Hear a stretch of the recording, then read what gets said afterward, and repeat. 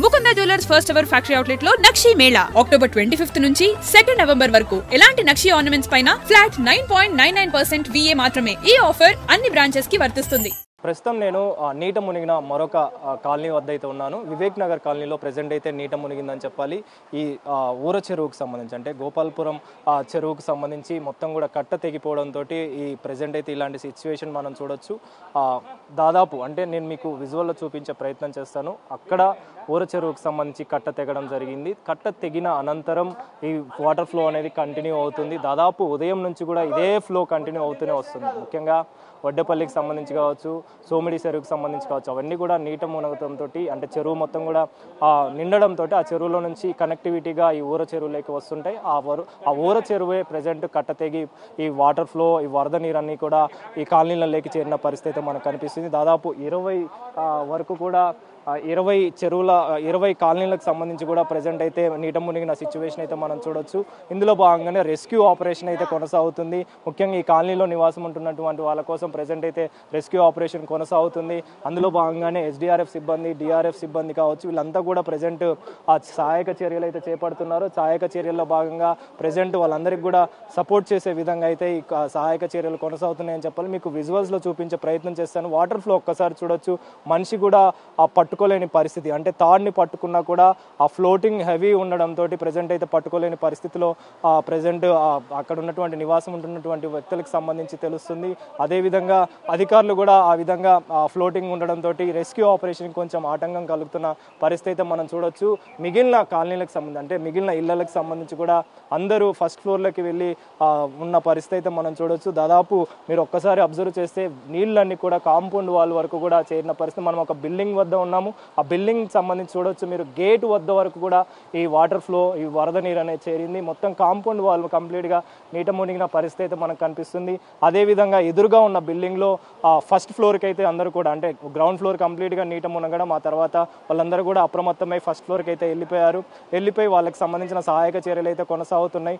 అయితే ముఖ్యంగా వాహనాలు కావచ్చు, ఇంట్లో ఉంటున్న వస్తువులు కావచ్చు, ప్రతి ఒక్కటి కూడా ప్రజెంట్ అయితే నీట మునిగాయి. ఆస్తి నష్టం ప్రజెంట్ అయితే ఎక్కువగా ఉందని చెప్పాలి. దాదాపు 20 కాలనీలకు పైగా ఇలాంటి పరిస్థితి కనిపిస్తుంది. ఇందులో భాగంగానే ఈ చెరువు ఎప్పుడైతే కట్ట తెగిందో, అదేవిధంగా మత్తడి పారడం వల్ల ఇలాంటి పరిస్థితి అయితే కనిపిస్తుంది. ముఖ్యంగా 2 చెరువులు నిండడం, నిన్న భారీ వర్షం కారణంగా, ఆ తర్వాత ఊర చెరువుకి ఆ నీరు చేరడం, ఆ వరద నీరు అంతా కూడా చేరడంతో ప్రజెంట్ ఇలాంటి పరిస్థితి అయితే మనకు కనిపిస్తుంది. దీనికి సంబంధించే మనతో పాటు మాట్లాడడానికి కొంతమంది సిబ్బంది కూడా ఉన్నారు. వారితో మాట్లాడదాం, సహాయక చర్యలు ఏ విధంగా జరుగుతున్నాయి అనేది. సార్ చెప్పండి, వరద చూస్తుంటే కట్ట తెగిపోవడం, ఆ తర్వాత ఫ్లోటింగ్ అనేది చాలా ఎక్కువగా పెరుగుతుంది. రెస్క్యూ ఆపరేషన్ చూస్తున్నా కూడా అంటే కాపాడలేని సిచ్యువేషన్ కనిపిస్తుంది. అంటే మీరేం చెప్తారు దానికి? యాక్చువల్గా బోట్తో వెళ్ళడానికి కూడా మాకు వీలవ్వట్లేదు. ఎందుకంటే బోట్తో స్టేట్కి వెళ్తే ఏమవుతుందంటే బోటు ఇంపెల్లర్ అనేది తిరగదు, మనకు సహకరించదు. సో రోప్ సహాయంతో అక్కడికి ఈ బిల్డింగ్ నుంచి ఆ బిల్డింగ్కి పోయే ప్రయత్నం మేము చేసినాం, రోప్ వేసి. కానీ మేమే కొట్టుకుపోయేలా ఉన్నాం. సో రెస్క్యూ ఆపరేషన్లో లేడీస్, పిల్లలు వీళ్ళు ఉంటారు. ఇన్ కేసు వాళ్ళు చేయి జారిపోతే ఈ ఫ్లోటింగ్కి వాళ్ళు కూడా బయటికి వెళ్ళే ప్రమాదం ఉంటుంది. ట్రయల్ కూడా చేసినట్టున్నారు. అవునవును, ఇంతకుముందు అదే అంటే సిచ్యువేషన్ మనకు తెలియదు, అక్కడ లోతు ఎంత ఉందో మనకు తెలియదు. సో ఫస్ట్ మేము ఫిజికల్గా యాక్టివేట్ అయిన తర్వాతనే చేద్దాం అన్నట్టుగా మేము అందులోకి వెళ్ళి చూస్తే మాకే అవ్వట్లేదు. సో ఈ నేరో ప్లేస్లో, ఎందుకంటే ఇప్పుడు అక్కడ నుండి అక్కడికి చాలా లెంతీగా ఉంది, ఆ ప్లేస్ నుంచి ఇక్కడికి నేరో ప్లేస్కి వచ్చేసరికి ఏమవుతుందనంటే ఫ్లోటింగ్ అనేది ఎక్కువైపోయింది. సో అందుకోసమని అయితే అక్కడ ఈ ఇసుక బస్తాలతోటి దాన్ని మూసేసే ప్రయత్నం చేస్తున్నారు. మార్నింగ్కి ఇప్పటికి కూడా ఒక 2 feet వరకు తగ్గినాయి. మేబీ ఒక హాఫ్ అన్ అవర్ 1 అవర్లో అక్కడ అది క్లోజ్ చేసే ప్రయత్నం చేస్తారు. ఫ్లోటింగ్ తగ్గితే అప్పుడు కాపాడే పరిస్థితి ఉంటుంది. కానీ ఒకవేళ ఇదే ఫ్లోటింగ్ కంటిన్యూ అయితే మాత్రం కొంచెం ఆల్టర్నేట్ అయితే ప్రస్తుతానికి ఎలాంటి అదైతే లేదు. సో ప్రజెంట్ సిచ్యువేషన్ మట్టికి అయితే కష్టం. వాటర్ అన్న అయిపోవాలి, లేదన్నట్టు ఒక 2-3 అవర్స్. ఎన్ని కాలనీలో ఈ విధంగా ఎఫెక్ట్ అయి ఉన్నాయండి? కాలనీలు అంటే చాలా డిఫరెంట్ ప్లేస్. మేము ఇప్పుడు మార్నింగ్ అక్కడ సోషల్ వెల్ఫేర్ స్కూల్ అంటర్ రోడ్ దగ్గరికి వెళ్ళేసి వచ్చాము. అక్కడ ఒక 450 మెంబర్స్ పిల్లల వరకు సేవ్ చేసి వచ్చాము. తర్వాత వేరే వాళ్ళు అక్కడ అది మెడికేర్ హాస్పిటల్ దగ్గరికి వెళ్ళాము. అక్కడ ఒక 6 మెంబర్స్ని మేము సేవ్ చేసాము. మళ్ళీ ఇక్కడ చాలా ఫ్లోటింగ్ వస్తుంది, చెరువు కట్ట తెగిపోయింది అని అంటే సో ఇక్కడికి రావడం జరిగింది. కానీ ఇక్కడికి వచ్చిన తర్వాత రెస్క్యూ ఆపరేషన్ చేపడదామని అంటే మాకు ఎలాంటి పాసిబిలిటీ అవ్వట్లేదు. సో మేము కూడా అందరిలాగానే చూస్తూ వెయిట్ చేయాల్సి వస్తుంది. చూద్దాం, ఇంకొక మేబీ 1 అవర్. ఏమన్నా ఎంతమంది ఉన్నారండి మీరు అబ్జర్వ్ చేసినంత వరకు? బిల్డింగ్లలో ఎంతమంది ఉన్నారు? ముఖ్యంగా ముసలి వాళ్ళకి సంబంధించి కావచ్చు ఏమైనా అబ్జర్వ్ ఇంత ముందుకు ఎన్డీఆర్ఎఫ్ వాళ్ళు ఇద్దరి పెరాలసిస్ వచ్చిందంట, వాళ్ళిద్దరిని మేము ఇక్కడే ఉన్నాం, వాళ్ళిద్దరిని పికప్ చేసుకొని వెళ్ళారంట. సో ఇక్కడనే ఇక మేము అప్పటి నుండి ఒక 2-3 అవర్స్ నుండి దీన్నే చూసుకుంటూ ఇక్కడే ఉండాల్సి వచ్చింది. మాకు ఈ బ్యాక్ సైడ్ కోరుట్లనంట వాళ్ళది, వాళ్ళు మాకు కాల్ చేస్తారు. కానీ ఈ సిచ్యువేషన్లో వాళ్ళని తీసుకొచ్చి రిస్క్లో పెట్టడం, ఇప్పుడు బిల్డింగ్లో సేఫ్ ఉన్నారు వాళ్ళు, సో వాళ్ళు అక్కడ నుండి ఇక్కడ తీసుకొచ్చి మళ్ళీ రిస్క్ జోన్లో పెట్టడం ఎందుకని వెయిట్ చేస్తున్నాం. ఓకే, రెస్క్యూ ఆపరేషన్కి సంబంధించి కావచ్చు సహాయక చర్యలు ఏ విధంగా ఉన్నాయి అంటే మీ తరపున ఏ విధంగా సహాయం చేస్తున్నారు? అదే మాకు బోట్స్ ఉన్నాయి, లైఫ్ బాయ్లు, లైఫ్ జాకెట్లు, రోప్స్, ఏ రకంగా పాసిబుల్ అయితే ఆ రకంగా మేము సేవ్ చేయడానికి ప్రయత్నం చేస్తున్నాం.